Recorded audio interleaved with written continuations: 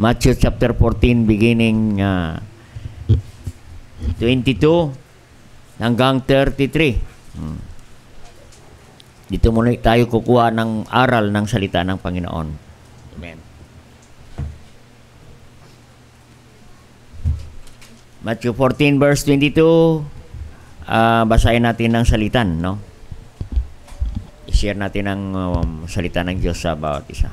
Ang sabi ng verse 22, "And straightway Jesus constrained his disciples to get into a ship and to go before him unto the other side, while he sent the multitudes away."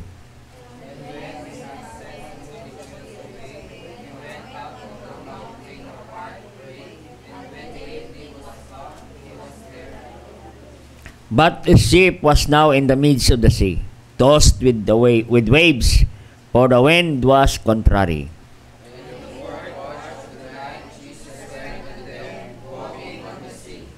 When Jesus saw him walking on the sea, they were troubled in his spirit, and they cried out for fear.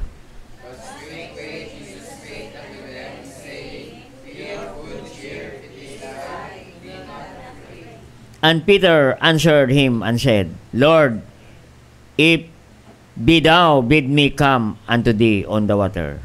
And he said, "Come." And when Peter was come down out of the ship, he walked on the water and followed Jesus. But when he saw the wind boisterous, he was afraid, and beginning to sink, he cried, saying, "Lord, save me."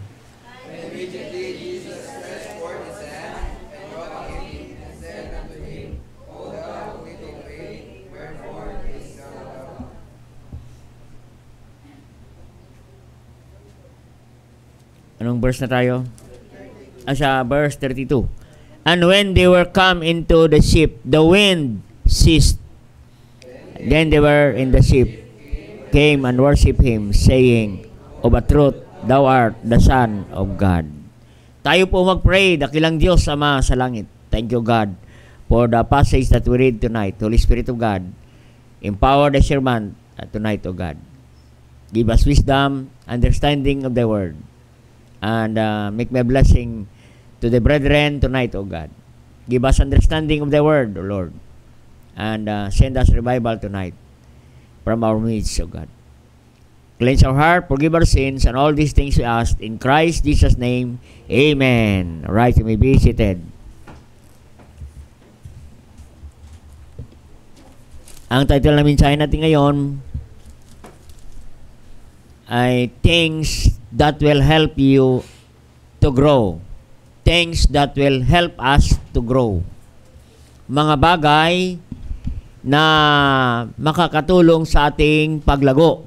Yan, mga bagay na makatulong sa atin sa paglago, no? Dito po sa ating binasa ay ito po ay senaryo na kain ng 5,000 tao, 5,000 kalalakihan, multitude, no? At inaanyayahan ng Panginoon ang mga disciple na pumunta sa kabilang dako, no? Kabilang pangpang. At sila nga ay tatawid sa dagat. No, abang pinauwi ng Panginoon ang mga tao, ano? At ang mga disciple naman ay sumakay sa bangka.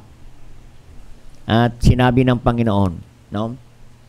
Nung sila ay pumalaot na ang mga disciples, ang Panginoon naman ay humiwalay.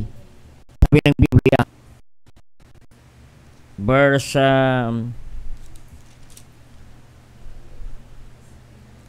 22. No? He went up into the mountain. Yan. Habang ang mga disciples ay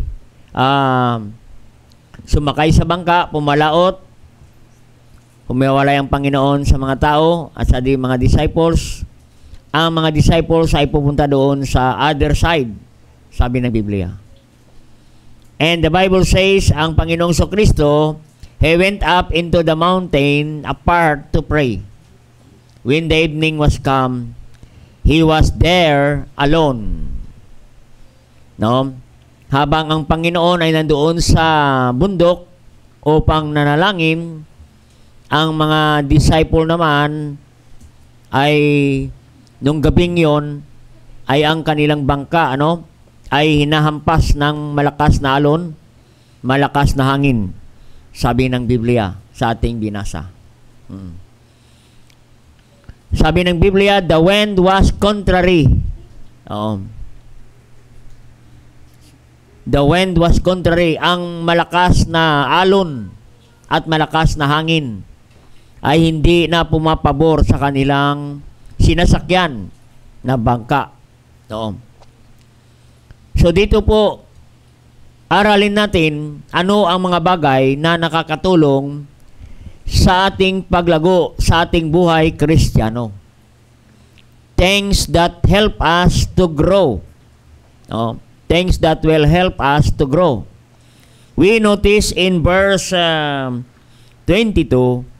the Bible says, and straightway Jesus constrained his disciple to get into a ship and to go before him into the other side, while he sent in the multitude. And when he sent the multitude, he went up into a mountain apart to pray. So we notice in this verse 22, Jesus went up into the mountain, apart to pray. To pray. So ano ang makita natin sa passage na ito para makatulong sa ating paglago, sa ating buhay Kristiyano? Ang sabi ng Biblia, he went up into the mountain apart to pray, and he was there alone. Alone. Mag-isa lang siya. So number 1 na puntos natin, kapatid, para sa ating paglago ng ating buhay Kristiyano ay kailangan natin ay spending time alone with God. Sabi ng Biblia, he was there alone. Amen. Isa sa sangkap ng paglago ng Kristiyano. We need to spend time alone with God the Father. Amen. Jesus made a room alone, solitude with God the Father. Alone with God. Alone with God in His busyness of schedule. Busyness of schedule, but in spite of his hectic schedule, he spent to be alone with God the Father. Yan po ang kailangan natin para tayo lumago sa ating buhay Kristiyano. We need to spend time alone with God the Father in prayer. Amen. So Jesus spent his time alone with God to be an example. That we give time alone with God to talk to Him in prayer. Amen. Makita natin ang Panginoon kahit anong busy siya sa trabaho. Marami siyang trabaho, marami siyang ginagawa, marami siyang kausap, marami siyang appointment sa buhay, kapatid. In spite of his busyness, ngunit ang Panginoon naglaan ng oras para kausapin ang Diyos sa langit. Amen. Spending time in prayer alone with God. Bakit? Kasi ang spending time in prayer to God, it will develop our vital relationship with God. Amen. Lalong maging maganda, maging malapit ang ating relasyon sa Panginoon. Amen. Yung tao lang nga, pag lagi kayong nag-uusap nade-develop ang inyong relasyon sa isa't isa, lalo kayong nagkakilanlan sa isa't isa, nagkakilanlan kayo ng lubusan. Amen. Nagkaalaman kayo ng kalakasan, nag-alaman kayo ng kainaan. Ganon din ang ating buhay Kristiyano, kapatid. Kailangan natin, we spend time alone with God to develop our relationship to God. Ganon ang Panginoon, ginawa niya. Amen. He spent time alone with God the Father. No. Para as an example to us, kung ang Panginoon very busy sa kanyang ginagawa, pero mayroon siyang time na kausapin ang Diyos Ama sa langit. Para turuan tayo, kapatid, para ma-develop ang ating relationship sa Panginoon, to develop our closeness to Him. Amen. Maging close kayo ng Panginoon. Masarap pag close mo ang Panginoon. Oo. Madali mo siyang daingan, madali mo siyang hingian, at madali mo siyang kausapin. No. You develop your friendship with Him. Amen? Kaya mayroon tayong awitin. What a friend we have in Jesus. When you are discouraged, go to your friend. And no other than a great and loving, understanding friend. No other than Jesus Christ. Amen. Pagsabihin mo sa Kanya ang lahat ng iyong mga problema. Oo. Papakinggan Kanya at hindi Kanya imamarites. Amen. Oo. Kaya yun, mga kapatid, what a friend we have in Jesus. Oo. Pagkaibigan mo, hindi ka nahiya sabihin ang mga problema mo, ang mga kabigatan mo. Oo, naunawaan ka niya. Oo.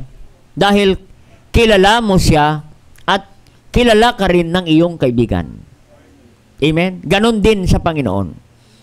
No? Dapat lalo nating makilala ang Panginoon. Lalo natin naging malapit tayo sa Panginoon. Amen? Yan po, the more na lumalapit ka sa Panginoon, the more we develop, the more we develop our closeness sa Kanya. Kaya spend time alone with God in prayer. Amen? So we learn from Jesus about spending time alone with God. He taught us today a great lesson in spending time, the priority of spending time alone with God. Amen? Yan po ang turo ng Panginoon sa atin. No? We learn from Him. In spite of His business, marami siyang schedule, marami siyang program, marami siyang mga kausap, appointment, pero hindi niya nakaligtaan ang panahon na kausapin ang Diyos Ama sa langit. Because He developed, He disciplined His life of spending time alone with God. Kailangan mayroon tayong discipline, mayroon tayong scheduled na sinusundan sa ating buhay panalangin. Hindi lang basta-basta tayo manalangin kung kailan lang natin gusto manalangin, kung kailan lang natin maisip manalangin, kapatid. Dapat mayroon tayong schedule sa ating panalangin. Amen. May programa, higit sa lahat tayo ay may programa sa panalangin. Oo. Kasi ang panalangin ay privilege ng Kristiyano. Oo. In fact, ang panalangin, hindi kailangan ng Diyos. Ang panalangin kailangan ng mga mananampalataya dahil tayo ay maraming pangangailangan. Marami tayong pasanin, marami tayong mga prayer request, marami tayong mga karaingan na idulog sa Panginoon. Kaya we need spend time alone with God. Bigyan mo ng panahon na hindi ka basta-basta nagmamadali, nag-uusap na parang kayong kaibigan. Amen. Alam mo, ang magkaibigan, pag nag-uusap, hindi alam kung anong oras na. Hindi sila nagbibilang ng oras. Hindi sila nagmamadali na maghiwalay. Naghiwalay na, nag-uusap pa. Amen. Nag-say goodbye na, pero nandyan pa sa gate nag-uusap. Hindi matapos-tapos ang usapan. Ganon dapat tayo ka-close sa Panginoon. Amen. Parang hindi matapos-tapos ang pag-uusap ninyo sa Panginoon. Because prayer is a great conversation with God. It is a great communication with God. We communicate with God in prayer. You must spend your time alone with God. Give time, give schedule, and minutes of prayer to God. No? Develop in spending time alone with God. It will help you to grow in your spiritual life. And you will become more and more like Jesus. Alam mo mga kaibigan, pag lagi silang nagkausap, parang sila ay kamukha na. Amen? Oo. Magkaroon na ng similarity ang kanilang pagmumukha. Dapat ganun sa Panginoon. You will become more and more like Jesus, shining and shining more like Jesus. Katina ang awitin, katulad ng awitin ka na special number, God and God alone. Dapat mayroon tayong usapan na tayo lang, between you and God, between me and God. Mayroon talaga kayong usapan. Matinding usapan. Ibulong mo ang lahat sa Panginoon. Sabihin mo lahat sa Panginoon. Idaing mo lahat sa Panginoon, kapatid. At napakaganda, hindi ka mahiya sa Panginoon. Kasi close kayo friend kayo. Mayroon kayong malapit na relasyon sa Panginoon. You have vital union with God. Amen. Kaya spend time alone with God. Bigyan natin ng panahon. Every day, bigyan natin ng time na kausapin ang Panginoon. Huwag nating palipasin ang mga araw, mga oras na hindi naman lang natin nakausap ang Panginoon. Amen? Napakarami nating kausap sa buong maghapon. Napakarami nating nakausap na mga kaibigan, kakilala. Marami na tayong kausap, appointment na mga tao sa buong maghapon. But we never spend our time talking to God alone. Yan ang nakakalungkot. Amen? And the question tonight, kamusta na po ang buhay nating panalangin? Are we spend our time alone with God?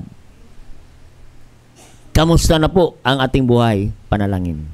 How much we spend time alone with God? Binibilang mo ba, ilang oras kaya ka mag-spend ng time? Manalangin. Kneeling down. The best theology is neology. Amen. Kahit ikaw ay magaling sa theology, kung mahina ang iyong neology. Amen. Neology is prayer. Amen. You begin kneeling down and spending time talking with God. Ang ba pag ang Kristiyano ay lumuhod na, talunan na ang dyablo. Umiiyak na ang dyablo pag nakita niya ang isang Kristiyano lumuluhod na nanalangin sa Diyos alone with God. Amen? Ganon kakapangyarihan ang panalangin, kapatid. Gaano kahaba na ang panalangin natin, kapatid? Ilang oras, ilang minuto tayo nag-spend ng panahon para kausapin kayo lang at ang Panginoon. Ilang minuto kayo nag-uusap ng Panginoon araw-araw. Amen. At ilang oras ka rin nahawak ang cellphone mo sa isang araw. Ilang oras kaya? Yung iba sa atin, 24 hours na nandyan ang cellphone. Hindi na umihiwalay. Kahit tulog na, nakakumot na, nakailaw pa rin ang cellphone. No. Hating gabi na, naka-online pa.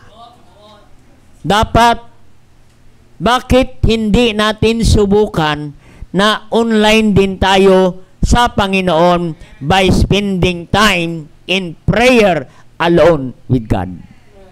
Bakit hindi natin isang tabi ang ating mga cellphone, off our cellphone, and online to God? Communicate with Him. Message with Him. Talk to Him. Amen? Kaya makita natin, kapatid, no? Kamusta na po ang ating buhay panalangin? Jesus, in spite of His busy schedule, but Jesus had time alone with God the Father as an example for us. He teaches us to give priority in spending time to God in prayer. Amen? Alam ko, mayroon tayong trabaho araw-araw. Mayroon tayong ginagawa araw-araw. May kausap tayo araw-araw. May lakad tayo araw-araw. May appointment tayo araw-araw. Hindi tayo maubusan ng ginagawa araw-araw. But wag nating kaligtaan na sa araw-araw nating ginagawa, we need to spend time in prayer. Kasi sa lahat ng ating ginagawa, kailangan natin ng panalangin. Kailangan natin ng panalangin. Ano ang gagawin mo? Naglalaba ka, kailangan mo ng panalangin. Nagpaplansa ka, kailangan mo ng panalangin. Nagdadrive ka, pwede kang manalangin sa Panginoon. Huwag ka lang pumikit. Kasi pag bumikit ka, paggising mo, langit na. Amen? Kaya nga sabi ng 1 Thessalonians 5:17, pray without ceasing. Ang panalangin, kapatid, wag nating tigilan, kapatid. Meron tayong oras manalangin sa Panginoon. Kahit busy ka, bigyan natin ng panahon, oras, kausapin ang Panginoon. No. In Matthew 14, diyan sa kabila lang, in Matthew 14:13, diyan sa kabila lang din na verse. When Jesus heard of it, He departed thence by ship into a desert place apart. When the people had heard thereof, they followed Him put out of the cities. May tanong, when Jesus heard of it, ano ang narinig ni Jesus? Hindi magandang balita. Kasi narinig niya ang balita na si John the Baptist ay na-beheaded na, napugutan na ng ulo doon sa kulungan. Amen? Nabalitaan niya na si John the Baptist namatay na. Ano ang ginawa ng Panginoon? Kasi nalungkot siya. Nagkaroon din siya ng kabigatan, kalungkutan sa pagkawala ni John the Baptist. Ang sabi niya, and he went into a desert place apart. Anong ginawa niya doon? No? He grieved alone. He prayed alone. He talked alone with God. Amen? Umiyak siya sa Panginoon. sa kalungkutan, sa kanyang mga naramdaman. Amen? He cried with grief. Ganun dapat, kapatid, ang gagawin natin. Pag mayroon tayong kabigatan, kalungkutan, karamdaman, go to a desert place alone with God. Katulad ng Panginoon, He grieved with God the Father. Umiyak siya sa Diyos Ama, nanalangin. No, ang tanong, kailan tayo nanalangin? Umiiyak. Amen? Tumutulo ang luha natin, manalangin sa Panginoon. When you cry in prayer, kailan tayo nanalangin, no? Na lumuluha ka, nanalangin sa Panginoon. Amen? No, yan po, no? Ang tanda ng paglago ng Kristiyano. Oo. Makita natin sa ating mga panalangin how we spend our time alone with God. Ilang minuto tayo kinakausap natin ang Panginoon. Dagdagan pa natin ng minutos, ng oras. Oo. Manalangin sa Panginoon. Marami tayong dapat ipanalangin sa Panginoon. Yung prayer request, dagdagan mo pa yan. Marami tayong dapat ipanalangin sa Panginoon. Pray the needs of others. Pray the needs of the church. Pray to those who are sick. Pray those who are in backsliding state. Pray those who are in financial needs. Ipag-pray mo sa Panginoon. If we pray others' needs, God will take charge of all your needs. Ipag-pray mo ang pangailangan ng iba. Ang iyong mga pangailangan, hindi mo na malayan. Binibigay na ng Diyos. Tinutugunan ng Diyos ang iyong mga panalangin, kapatid. No? Kaya kapatid, no? Kaya nga sa panahon ng may mga problema, kabigatan, anong ginawa ng Panginoon? He went into the desert place apart and grieve and cry and pray unto God the Father. Amen? Kaya maraming Kristiyano ay pag may problema, nawawala na sa prayer meeting. No? Marami tayong prayer request pero wala ka naman sa prayer meeting. Amen? Kung ganoon tayo, kapatid, hindi tayo lalago sa ating buhay Kristiyano. Kung wala tayong oras sa panalangin. Kaya we need to spend alone with God. Kasi ang prayer, yan po ang hininga natin. Yan ang oxygen ng Kristiyano. Panalangin, makakahinga ka, makapahinga ka, mapayapa ka pag tayo manalangin sa Panginoon. Kahit sa gitna ka ng mga problema, makakahinga ka, kapatid. Anong sabi ng Matthew 11:28? Come unto me, all ye heavy laden, and I will give you rest. Magkapahingahan ka. Kaya ang panalangin, kapatid, hindi dapat burden ang prayer meeting. Ang prayer meeting dapat, yan ang panahon na tayo makapahinga ang ating isip, kaluluwa, at pupunta ka sa simbahan, manalangin, at uuwi ka, magaan ang iyong pakiramdam, at mapayapa ka, uuwi sa bahay, at tutulog ka mamaya, binigay mo na sa Panginoon, mapayapa na, at gagising ka na bukas. Masarap ang tulog mo, kahit sa gitna ka ng problema. Spend time alone with God. Oo. Yan ang mga bagay para sa paglago natin sa ating buhay Kristiyano. So number 2, in verse 24, but the ship was now in the midst of the sea, tossed with the winds, for the wind was contrary. Anong number 2? Nandoon na sila ay pumalaot. Sumakay na sila ng bangka. The ship was now in the midst. Ang bangka na kinang sinasakyan ng mga disciples, kapatid, ay nandoon na, binabayo na ng malakas na alon, malakas na hangin, kapatid.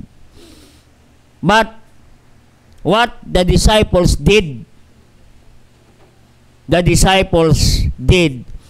stay on the ship. They stay on the ship.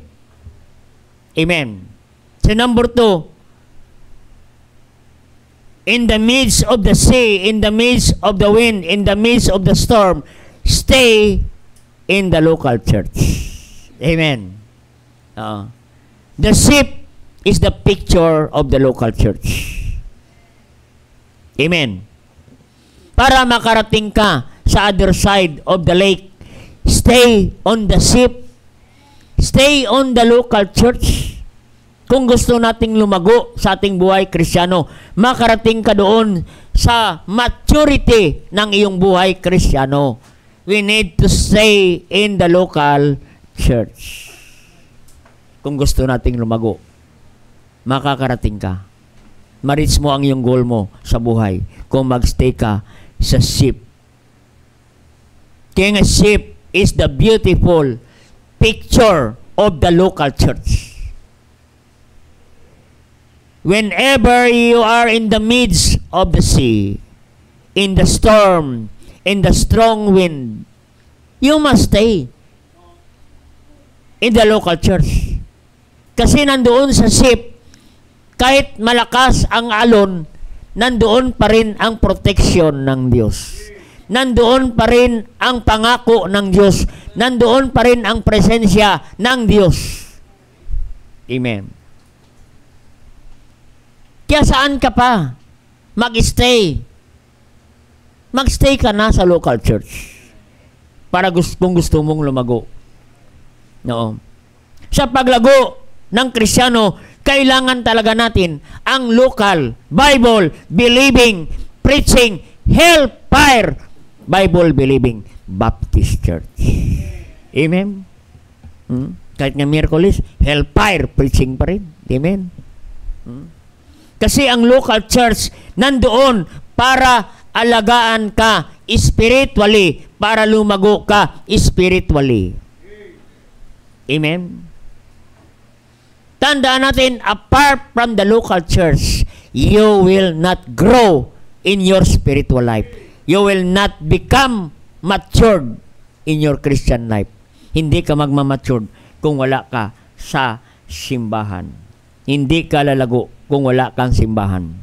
Wala kang pastor, wala kang salita ng Diyos, wala kang ka-fellowship, wala kang preaching na marinig, hindi ka lalago, kapatid. Wala kang Sunday school na napapakinggan, hindi ka lalago sa iyong buhay Kristiyano. So what we need, stay in the local church, stay in the boat, kapatid, of Jesus. Stay in the ship of Jesus. Amen? No? Hindi perfect ang simbahan, pero nasa tama kang simbahan. Amen. At sigurado makarating ka sa iyong destinasyon. Pag nandito ka, sumasakay. You are on board on the ship of the local Bible-believing Baptist Church. You will grow, kapatid. You will grow in your spiritual life. Lalago ka, kapatid. Kaya stay in the local church. Grow in your own local church. Amen? Hindi ka mag-grow na palagi kang palipat-lipat, nag-online ka sa ibang churches. Hindi naman masama yan. But you must grow in your own local church. You must grow in your own pastor. You will not grow kung marami kang pastor. Nagko-compare ka pa sa ibang mga pastor. You will not grow. Kasi mas magaling itong pastor kaysa pastor namin. You will not grow. Kasi, tandaan natin, binigyan ka ng Diyos ng pastor. para mag-alaga sa iyo, magpakain sa iyo, mag-disciple sa iyo, manalangin sa iyo. Nagbigay ang Diyos ng pastor sa iyo at para sa iyong pamilya. Jeremiah 3:15, I will give you pastors according to mine heart to feed you with knowledge and understanding. Siya po ang nagbigay. Siya po ang nagpili ng pastor para sa iyo. Hindi tayo ang nagpili ng pastor, kundi siya mismo, I will give you pastor. Sa puso ng Panginoon. Kaya ang pastor is a gift from God to the local church. Maraming simbahan ngayon, wala silang pastor. Nakakalungkot, amen? Ilang taon na, walang pastor. Kung sino-sino na lang ang nagpipreach yan. No? Walang residence pastor. Praise God! Mayroon kayong pastor na nag-alaga sa inyo, kapatid. There is no perfect pastor, no perfect family ng pastor, kapatid. Kaya we need to pray your pastor and his family. Amen? Don't talk back about your pastor. Lalo na nandoon sa iyong mga anak. Marami na akong na-experience na ganun, kapatid. Maraming sinasabi sa mga anak niya pag-uwi sa bahay, mga negative ang sinasabi sa pastor, sa mga anak ng pastor. Yun, ang mga anak niya ngayon, wala na rin sa local church. Pariwara na ang kanilang buhay. Hindi na naniwala sa simbahan. Hindi na naniwala sa pastor. Ay wala na silang pupuntahan, kapatid. Apart from the local Bible-believing Baptist church, saan ka pa pupunta? Wala na. Amen? At hindi ka nalalago sa iyong buhay Kristiyano. At maliligaw na kayo at ang iyong pamilya, kapatid. No? Kaya stay on the ship. The disciples stay on the ship while they are in the midst of the sea. In the wind, contrary, hindi na pabor ang hangin.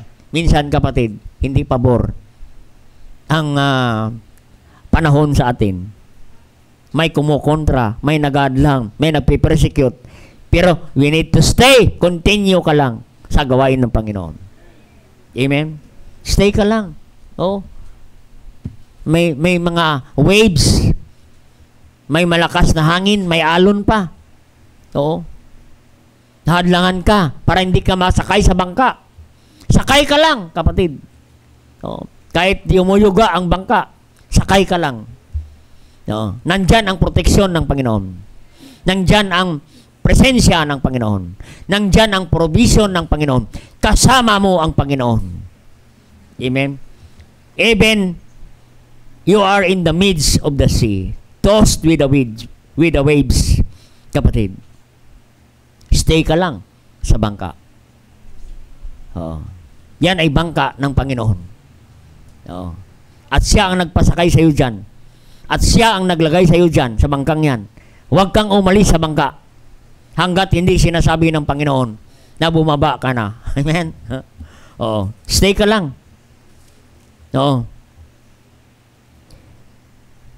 Hindi ibig sabihin, kung nasa bangka ka na, ay wala ng alon at bagyo. Amen. Ang bangka, kapatid, hindi yan dinisenyo na sa pier lang. Ang bangka, dinisenyo yan, hindi sa port, sa pier na nakatali lang. Nakadisenyo yan, kapatid. Doon talaga sa gitna ng dagat. Kaya ganun ang buhay natin, Kristiyano. Lagi tayong nasa gitna ng dagat. Pero tandaan natin, kasama natin ang Panginoon. In the midst, tossed by the waves, binabayo ka ng iyong buhay, Kristiyano. Binabayo ang iyong pamilya. Sige lang. Diyan ka lang sa ship. Kapit ka lang sa ship. Amen. Habang may kapitan ka sa ship, kapit ka lang. Kasi delikado pag nahulog ka sa ship. No. Dangerous. Maraming mangyari, kapatid. Pag umalis ka sa bangka, kapatid. Kaya hindi lahat, kapatid, no, na nasa simbahan ka, hindi ibig sabihin, wala ka nang maranasan na mga alon sa buhay. Wala ka nang maranasan na mga bagyo sa buhay. Dumarating ang mga bagyo, sa buhay natin, kapatid. Katulad ng mga disciples. Katulad ng mga lingkod ng Panginoon. Hindi lahat ng oras masagana ka. Hindi lahat ng oras mapayapa ka. Hindi lang lahat ng oras malusog ang pangatawan mo. Hindi lahat ng oras marami kang pera. Mas marami oras na wala kang pera. Oo. Pero kapatid, huwag ka lang umalis. Ma'am? Hindi lahat magandang kalagayan. Hindi lahat magandang kalusugan. Dumarating minsan ang karamdaman. Minsan may mga pagsubok, may maliit, may malaki. Hindi pa tapos yung isa, nandiyan naman ang isa. Pero tanda natin, dyan ka pa rin sa bangka. Huwag ka pa rin umalis. Huwag kang tumalon sa bangka. Delikado. Amen? Di ba nakadelikado? Ang lakas ng bagyo tapos tatalon ka sa bangka? Na yan ang babangka, ang bangka na yan dapat ang sasalba sa iyo. Yan ang magatid sa iyo doon sa pagdaungan mo. Tapos umalis ka pa sa bangka. No? Don't jump ship. Amen? Stay on the ship. Yan kapatid. No? Kasi marami umaalis sa bangka kasi may bagyo. Amen? Oo. Pastor, hindi mo na ako attend kasi may mga problema pa akong inaasikaso. May problema pa akong inaayos. Dapat sa panahon na yan, magstay ka sa bangka kasi may bagyo. Oo. Natural lang ang bagyo ay nahampas ang bangka. Sabi rin ating binasa, tossed by the waves and the wind was contrary. Kumukontra. Hindi makausad. Pero ang mga disciple, nagstay lang. Amen. Nagstay lang sila. Kaya kahit may problema, sige, dyan ka lang. Kaya maraming Kristiyano nga, hindi lata, may problema na pala. Pero nandyan pa rin, nakangiti. Amen. Bakit? Ibinigay niya sa Panginoon. Amen. Kaya wag ka lang umalis sa bangka. Tingnan niyo sa verse 29. Tingnan sa verse 29. And he said, and Peter, in verse 28, and Peter answered him, said, Lord, if thou bid me come to thee on the water. And he said, come. And when Peter was come down out of the ship, he walked on the water to go to Jesus. But when he saw the wind boisterous, he was afraid and beginning to sink. And he cried, saying, Lord, save me. Ano nangyari kay Peter? Nakita niya ang Panginoon lumalakad, umalis sa bangka. Sabi ng Biblia, Peter was come down out of the ship. Amen. Si Peter tumalon sa bangka. Tumalon. Sinubukan niyang lumakad sa dagat na mag-isa. Anong nangyari kay Peter? He began to sink. When he saw the wind boisterous, he was afraid and beginning to sink. Siya ay lumubog. Amen. Ano ang mangyari sa ating kapatid? Pag tayo ay lumabas sa bangka, lulubog ka. Hindi ka lalago sa iyong buhay. Kristiyano. Pag umalis ka sa bangka, umalis ka sa simbahan, kapatid. Kaya the Bible says, when Peter come down out of the ship, he began to sink. Kaya pag umalis ka sa church, it is a very dangerous decision. Bakit? Yan ang simula ng paglubog. Si Peter, simula siyang bumaba sa bangka, sunod-sunod na siyang paglubog. Kaya hindi maganda na desisyon sa iyong buhay na ikaw ay aalis sa bangka na sinasakyan mo. Aalis ka sa simbahan, kapatid. Dahil na-open ka. Huwag kang umalis kahit na-open ka. No? Mas lulubog ka kung aalis ka, kapatid. At nakakalungkot, ang kasama mo sa paglubog, kasama mo ang asawa mo, kasama mo mga anak mo, kasama mo ang mga apo mo, sabay-sabay kayo lubog. Ano kawawa naman ng mga next generation natin? Dahil ikaw ang nangunang bumaba sa bangka, dire-diretso na ang pamilya mo bumaba. And all of them began to sing. Lulubog ka. Amen? Kaya nga makita natin, kapatid, tapat ka lang sa Diyos. Bakit? Magstay ka lang. Kasi pag umalis ka, unfaithful ka, ang sumusunod sa iyo, lulubog na rin sila. Pag umalis ka, kapatid. Lulubog kayong lahat.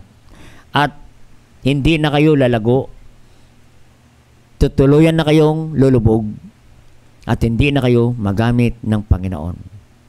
Sayang naman ang panahon natin. Kung sayangin natin. Buti kung makaahon ka pa. Ay kung hindi ka na lilitaw, matuluyan ng lumubog. Maraming Kristiyanong ganon. Lumubog na, hanggang ngayon, hindi na nakalitaw. Buti kung makalitaw pa.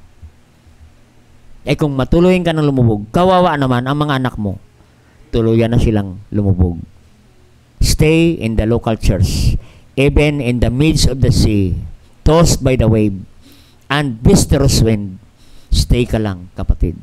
Kahit may problema, stay ka lang on the boat, in the ship. Lastly, na point. Verse 30. Verse 30, dyan natin kinukuha rin ang puntos natin. Verse 30, 14 verse 30, maganda rin to. When he saw the wind most boisterous, he was afraid and beginning to sink. Take note the word, when he saw the wind boisterous, he was afraid. Number 3 point, kapatid. Stop looking our inadequacies. Focus on God's power. Amen. Huwag kang titingin sa iyong kahinaan. Stop looking your inadequacies. Parang mahirap, high words, no? Ang inadequacies, yung iyong kahinaan. Huwag mong tingnan ang iyong kahinaan. Tumingin ka sa kapangyarihan ng Diyos. Yan ang pangatlong kontos. Amen. Huwag mong titingnan ang iyong kahinaan. Huwag mong titingnan kung ano ang iyong kakayahan. Tingnan mo ang kakayahan ng Diyos. Tingnan mo ang magagawa ng Diyos. Amen. Oo. Kasi ma-discourage ka kung titingnan mo lang ang iyong kahinaan. Kaya nga si Peter lumubog. Bakit? Nagtitiwala siya sa kanyang sariling kakayahan. Oo. Kaya ko kaya maglakad sa tubig? Kaya ko to. Ayun, nagtiwala sa sarili. Hindi siya nagtiwala sa kapangyarihan ng Diyos. Amen? Peter began to sink when he took his eyes off to Jesus. Nung wala nang paningin niya sa Panginoon at ang tingin niya doon na sa malakas na alon. Boisterous wind. Alam mo ba ang boisterous wind? Nakakatakot yan. Ang lakas niya na hangin na may kasamang alon. No? Doon siya tumitingin sa malaking alon. No? He took his eyes off to Jesus. If we focus on the waves of difficult situation or challenges in life, you begin to sink. Amen? Pag ang isip mo sa iyong kahinaan, ang isip mo lagi negatibo, mayroon kang mga doubt, mayroon kang mga discouragement, disappointment in life, pag yan ka tumingin sa mga negatibong mga bagay na yan, kapatid, oo, malulubog ka. Oo, kung doon ka makapokus sa mga negatibo na mga bagay. Oo. Sa mga waves, sa mga sa mga strong wind, kapatid. No, ito si Peter, doon siya tumingin. Kaya lumubog siya, kapatid. Kung titingnan mo ang iyong kahinaan, huwag mong tingnan ang iyong kahinaan. Ang titingnan mo, ang magagawa ng Diyos. For with God, nothing shall be impossible. God can. Amen? No? Kasi kung puro ka negative, ang hirap naman ang kalagayan ko, wala akong ganito, puro wala na lang, puro wala, lulubog ka, kapatid. Kung puro negative ang nasa isip natin, kapatid. Stop looking our inadequacies. Huwag mong titingnan ang iyong kakayahan. Huwag mong titingnan ang iyong kahinaan, kapatid. Tingnan mo ang kapangyarihan at kalakasan ng Diyos, kapatid. Kaya mo yan, lumakad sa gitna ng malakas na alon.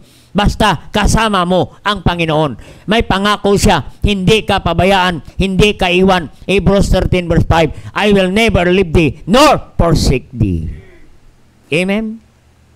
At makita natin, anuman ang mga malakas na hangin, bagyo sa buhay natin, anuman ang problema natin ngayon, ano ang gagawin natin? Humingi ka ng tulong sa Panginoon. Amen? Nandyan ang Panginoon, nakahanda sumaklolo, nakahanda tumulong sa atin sa panahon na tayo ay lulubog na. Amen? No. Babagsak na. Bagsak ka na pinansyal, bagsak ka na espiritual, lubog ka na sa utang. Sige lang, magtiwala ka lang sa Diyos. Tutulungan ka ng Panginoon. Ano nangyari dyan, kapatid? No, dito na tayo magtatapos. Verse 14. Ang sabi niya, and beginning to sink, lulubog na. Parang wala ka ng pag-asa. Oo. Parang wala ka ng malapitan. Wala ka nang mapuntahan. Parang wala nang solusyon. Parang wala ka nang pag-asa. Peter began to sink. Beginning to sink.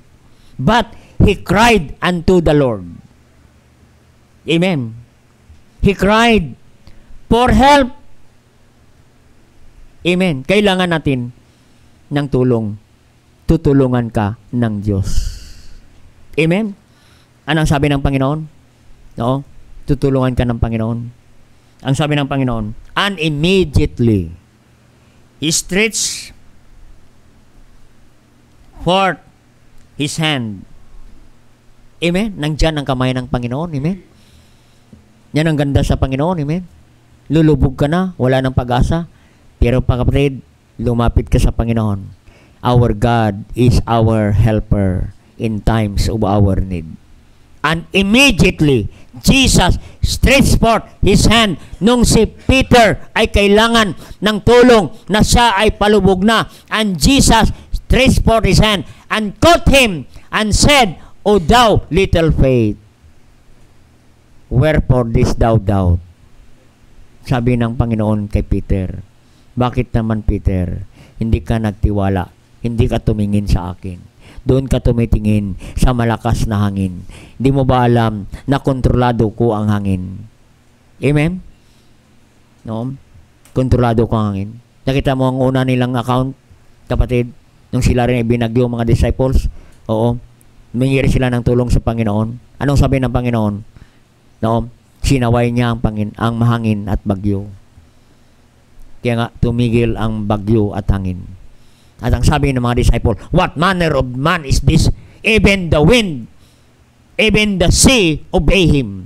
Bakit? Siya ang may control ng lahat ng bagay. Ano man ang nangyari sa buhay natin, kontrolado ng Diyos yan, kapatid. Ano man ang pagsubok mo ngayon, na lumulubog ka na, palubog ka na, parang wala ka ng pag-asa, kapatid, makabangon ka pa.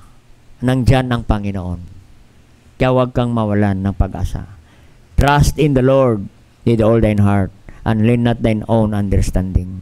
In all thy ways acknowledge him, and he shall direct thy path, looking unto Jesus, the author and finisher of our faith. Stop looking our inadequacies. Look on God's power, kapatid. Siya ang simula, siya ang magtatapos. Kaya kapatid, things that will help us to grow, don't forget to speak spend time alone with God. Stay ka lang in the local church. Stop looking our inadequacies. Focus on God's power. Tayo po mag-pray. Dakilang Diyos, thank you God for your great message tonight. Salamat po, Panginoon.